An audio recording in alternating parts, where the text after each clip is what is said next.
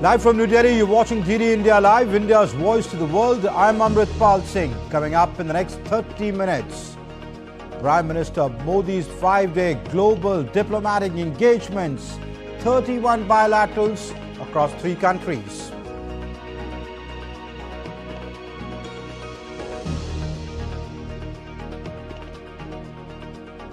Russian President Vladimir Putin says that the prospect of further strikes depends on actions of the United States and its satellites.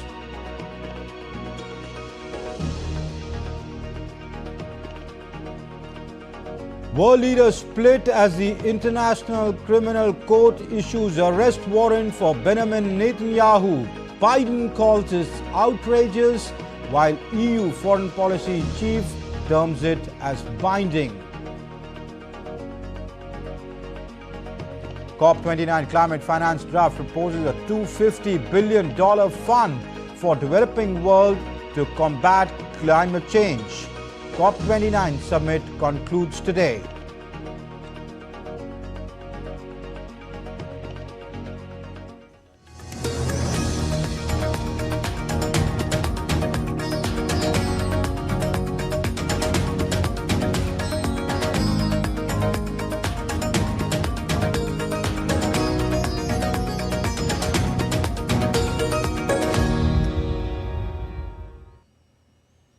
Well, the Prime Minister is en route back to New Delhi. En route to New Delhi after concluding his 3-nation tour, the Prime Minister participated in 31 bilateral meetings and informal interactions with global leaders during his 3-nation tour.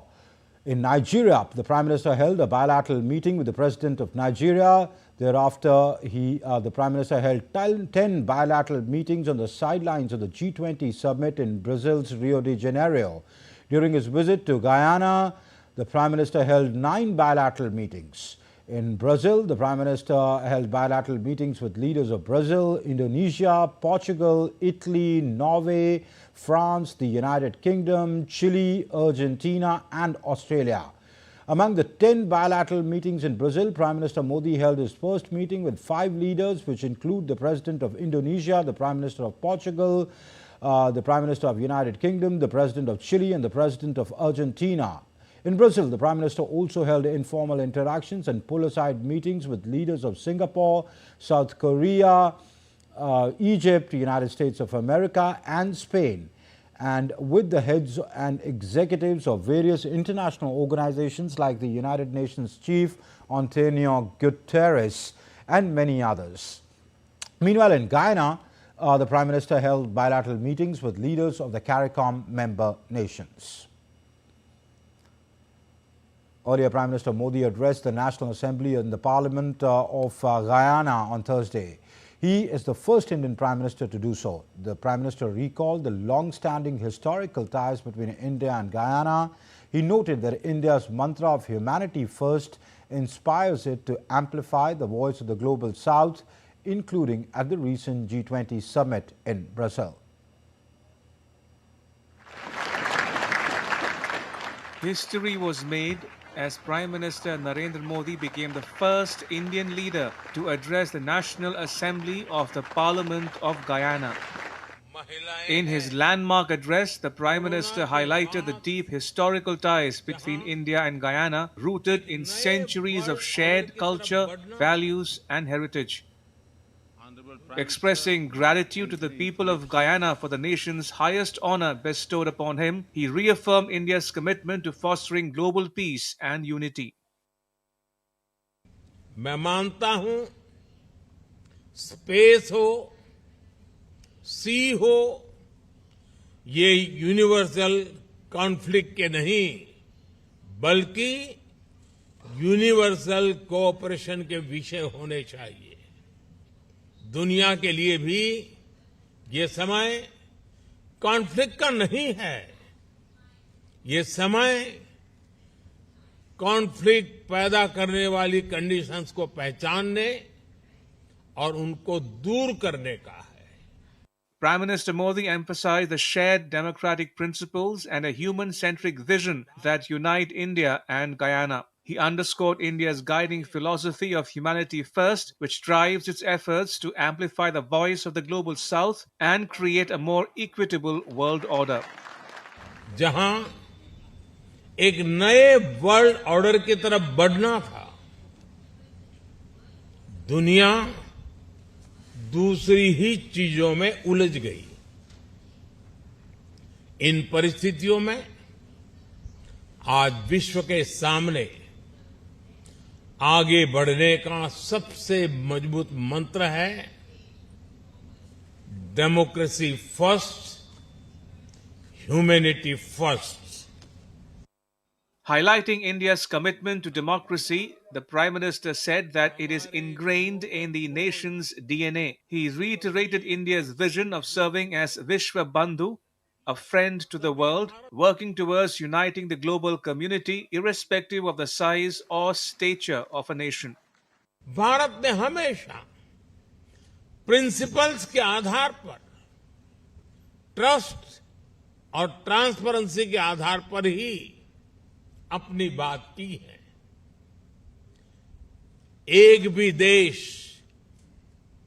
एक भी reason पीछे रह गया तो हमारे global goals कभी हासिल नहीं हो पाएंगे।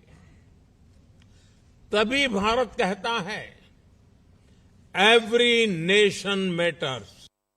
Prime Minister Modi also encouraged greater collaboration between India and Guyana, particularly in education and innovation, to unlock the immense potential of the youth in both nations. Together, India and Guyana can pave the way for a brighter and more inclusive future. With Siddharth Bharadwaj in Guyana, Bureau Report, DD India. The International Criminal Court on Thursday issued arrest warrants for Israeli Prime Minister Benjamin Netanyahu and his former defense minister, also for the Hamas military chief Mohammed Deif. The unprecedented move drew a furious reaction from Netanyahu, who denounced it as anti-Semitic and the court's accusations absurd and false. In a video statement, Netanyahu vowed that the warrant would not deter him from defending Israel. The anti-Semitic decision of the International Court in The Hague is a modern Dreyfus trial, and it will end the same way. No biased anti-Israel decision in The Hague will prevent the State of Israel from defending its citizens. Israel will not recognize the validity of this decision. We will continue to do everything we must do to defend our citizens and defend our state against Iran's axis of terror. And world leaders are split over the ICC's decision. The United States President Joe Biden has called the arrest warrants for top Israeli leaders as outrageous. In a statement, Biden said that the U.S. will always stand with Israel against threats to its security. The White House has rejected the decision by the ICC, saying that the U.S. is discussing the next steps with its partners, including with Israel. We fundamentally reject the court's decision to issue arrest warrants for senior Israel officials. We remain deeply concerned by the prosecutor's rush to seek arrest warrants and the troubling process errors that led to this decision. The United States has been clear that the ICC does not have jurisdiction over this matter. Meanwhile, Italy considers, alongside its allies, how to interpret the decision of the ICC in issuing the arrest warrants for Israeli Prime Minister and act collectively. Italian Foreign Minister Antonio Tajani said that the court must play a legal role and not a political one. On the other hand, Turkey is positive about the decision. Foreign Minister Hakan Fidan welcomed the warrants as an extremely important step. Sweden and the European Union also support the important work of the court and safeguard its independence and integrity. Meanwhile, U.S. envoy to Israel Amos Hochstein met with Israeli Prime Minister Benjamin Netanyahu in Tel Aviv to secure a ceasefire.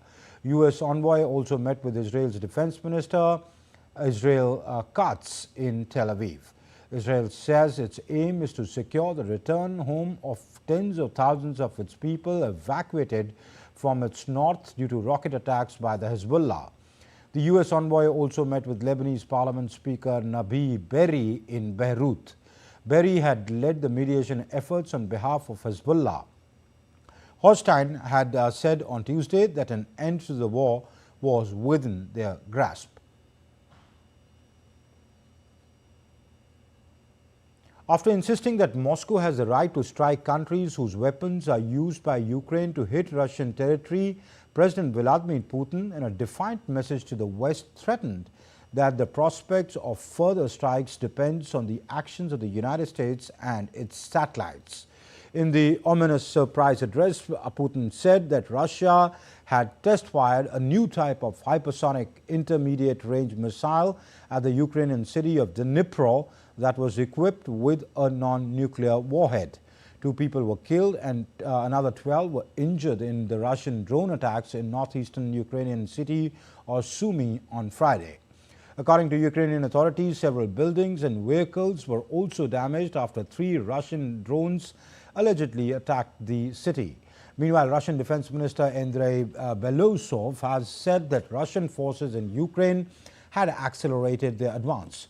Russian Defense Ministry said its forces had captured the eastern Ukrainian village of Dalny in the Donetsk region, which is a focal point of their advance in the 33-month-old war. Senegal's ruling party won over 3/4 of the parliamentary seats in the weekend elections. President Bassirou Diomaye Faye's PASTEF party secured 130 seats in the West African country's 165-seat National Assembly. DD India's Abhishek Bose brings us more. Senegal, a West African nation, is facing a severe economic crisis. With unemployment soaring above 20%, many are desperate for a better life. Recent floods have only added to the woes of this struggling country. Some Senegalese are risking everything to migrate to Europe by sea. But amidst this chaos, legislative elections have been held in the country and the results are in. The ruling PASTEF party, led by President Bassirou Diomaye Faye, has secured a landslide victory with 130 out of the 165 seats in parliament. This win gives Faye a clear mandate to implement his ambitious reforms, including fighting corruption, revamping the fishing industry, and maximizing natural resources benefits. People now expect the new government will solve the unemployment issue. We expect the new assembly to pass laws focused on youth employment. We have seen the issue of illegal immigration. Our youth are dying at sea, and we need this issue to be addressed. We need jobs. What belongs to us in this country, but what was given to foreigners, should be returned to us. The opposition coalition has secured only 16 seats. Ousmane Sonko, the influential leader of PASTEF and Prime Minister, is credited with masterminding the party's victory. Sonko came to power with Faye in March this year after a landslide victory. However, he decided to dissolve parliament in September, claiming an opposition-led parliament hampered his government's power. He called for snap elections. Faye and Sonko have promised to diversify political and economic partnerships, review hydrocarbon and fishing contracts, and re-establish Senegal's sovereignty, which they said has been sold abroad. Abhishek Bose for DD India. And leaders at the COP29 summit on Friday released a new draft climate finance deal that would have the developed nations take a lead in providing $250 billion per year in a fund for the developing countries, and this would be by 2035. The draft also set a broader goal to raise $1.3 trillion annually by 2035, which would include funding from all public and private sources. World governments represented at the COP29 climate summit in Baku are tasked with agreeing towards sweeping funding plan to help poorer countries tackle the worsening impacts of global warming and lower their emissions.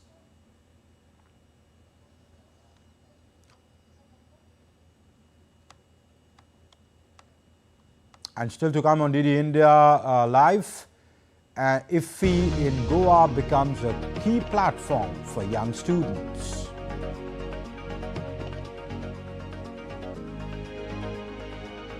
And Indian bowlers restricted Australia to 67 for 7 on the first day of the first test in Perth.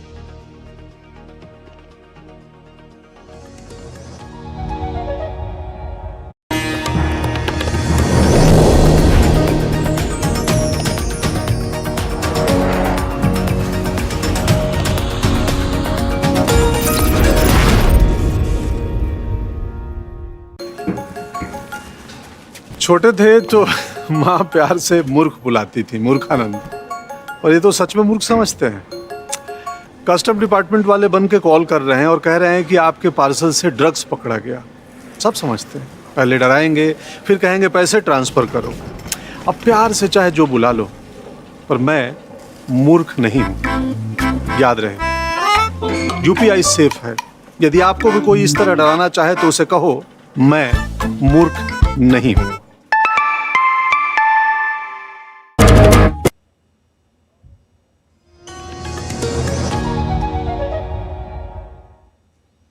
You're watching DD India Live. I'm Amritpal Singh. President of India Draupadi Murmu inaugurated the Odisha Parba 2024 on Friday at the Jawaharlal Nehru Stadium in New Delhi. This year's Odisha Parba, hosted by Odia Samaj, showcases the rich cultural heritage of the Indian state of Odisha. The three-day event will feature prominent leaders including Prime Minister Narendra Modi, Union Education Minister Dharmendra Pradhan, Odisha Chief Minister Mohan Charan Maji and several other notable figures. Historians, literators, writers and artists from the state are also scheduled to attend. This marks the 7th edition of the Grand Festival organized by the Odia Samaj, which serves as a platform for Odiyas living both within and outside the state and the country. A second edition of CII Gujarat Smart Manufacturing Conclave was organized in the city of Ahmedabad. The deliberations revolved around the theme of the conclave, shaping the future of industry through technology, digitalization and sustainability. In country lead and Vice President Micron India spoke exclusively to DD India on the construction and employment impact of the new Micron Semiconductor plant in India and its strong engineering capabilities. Joined in by Vishwanath Ramaswamy, who is the Vice President of Micron India. Thank you so much for talking to DD India, sir. We are talking here at the CII conclave wherein we are discussing smart manufacturing. Obviously, looking at the semiconductor scenario and the atmosphere in India, Micron is something that everyone's looking up to. What is the situation or the probably we can say the current status of the Sanand plant that we're talking about? So we have our large site that is in construction right now, and we look forward to the construction to be completed, and post completion we will start setting up our facilities in terms of ramping up our production and training and certifications, doing all the due diligence. And when we're talking about employment prospects as well, how much employment do you think this plant is going to generate in and around the area, and also bringing in more skilled or qualified youngsters from across India? Yeah, so we are very keen on our new college graduates as we continue to ramp up our workforce in India. Mm-hmm. And as communicated earlier, we intend to have around 5,000 direct jobs at Micron and 15,000 community jobs or extended jobs, because we also look for hope rather that our supply chain ecosystem also co-locates with us in Gujarat. So hopefully with that there's additional jobs created in the community and the state. Thank you so much, sir, for talking to us. So here we had the Vice President of Micron India speak to us on the Micron plant that is underway, the construction of which is underway at Sanand, and obviously the number of youngsters that it is going to employ from across India. With camera person Lakshman Rajput, this is Meghna Dev for DD India from Ahmedabad, Gujarat. The 55th edition of the Indian International Film Festival is underway in the West Indian state of Goa. Day 3 of IFFI witnessed a lot of action From creative minds of tomorrow to film bazaar, a lot has been explored by the cine enthusiasts at the events today. Earlier, Prasar Bharati, India's public broadcaster, launched its all-new over-the-top or the OTT streaming platform Waves, taking a significant leap into the digital streaming landscape. Mizoram's Nehru Yuva Kendra and the Sports Authority of India held a press meet to promote the upcoming Viksit Bharat Challenge, a nationwide initiative aimed at identifying and nurturing young leaders on Friday. The challenge announced by India's Sports Minister Dr. Mansukh Mandavia will kick off with an all-India digital quiz from November 25th to December 5th. The quiz will test participants' knowledge of India's key achievements and progress. The festival will feature 3,000 youth leaders. Participants will have the opportunity to interact directly with the Prime Minister and present ideas for India's development. The event will also host district and state level competition winners and youth icons, fostering a vibrant discussion on India's path to becoming a developed nation. A London bookstore displayed an original typescript of Anthony de Saint-Exupéry's children's classic, The Little Prince, for sale for $1.25 million at the Abu Dhabi Art Fair. The book is also one of the most famous children's books in the whole world. Hundreds of civil society activists staged a vibrant protest in Baku in Azerbaijan on Thursday, calling on world leaders and major polluters of the world to take urgent and meaningful action to address the issue of climate change. Indian bowlers restricted Australia to 67 for 7 on the first day of the first test in Perth. Indian skipper Jasprit Bumrah wreaked havoc at the start, first dismissing Nathan McSweeney and then Usman Khawaja and Steve Smith in consecutive deliveries. Bumrah also sent Aussie captain Pat Cummins back to the dugout. Harshit Rana made his mark as well, sending Travis Head packing to get his first test wicket. The Ministry of Culture, along with the Sangeet Natak Academy, today presented the prestigious Ustad Bismillah Khan Yuva Puraskar for 2022 and 2023 in New Delhi. The event celebrated young talent in performing arts, including music, dance and folk traditions. Here's a report. The Ustad Bismillah Khan Yuva Puraskar, an initiative by Sangeet Natak Academy, honors exceptional young performers in music, dance and theatre. This year, the awards were given to artists from across India, with a special emphasis on folk traditions. The awards aims to encourage young talent to preserve and promote traditional art forms while adapting them for contemporary relevance. Right from when this award was declared till today, when the ceremony took place, it has been a beautiful experience. There have been butterflies in the tummy all this time.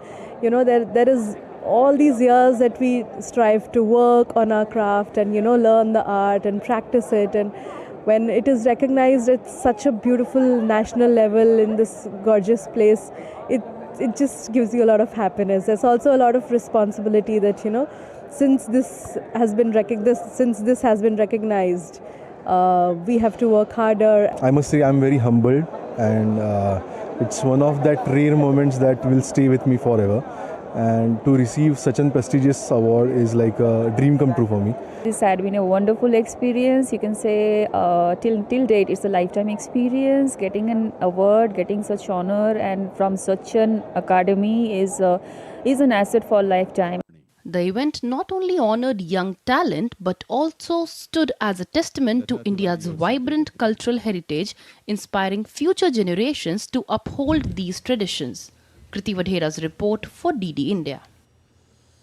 And that's it in this edition of DD India Live, but do let us know your thoughts on the news of the day. For those on the go, you can get all the latest news and updates from India and across the world on DD India's mobile app. The app is available both on Android and iOS platforms. Scan the QR code you see on your screens to download now. We'll be back with more news as it breaks here on DD India. I'm Amrit Pal Singh from my entire team here in Delhi. Thank you for watching DD India Live.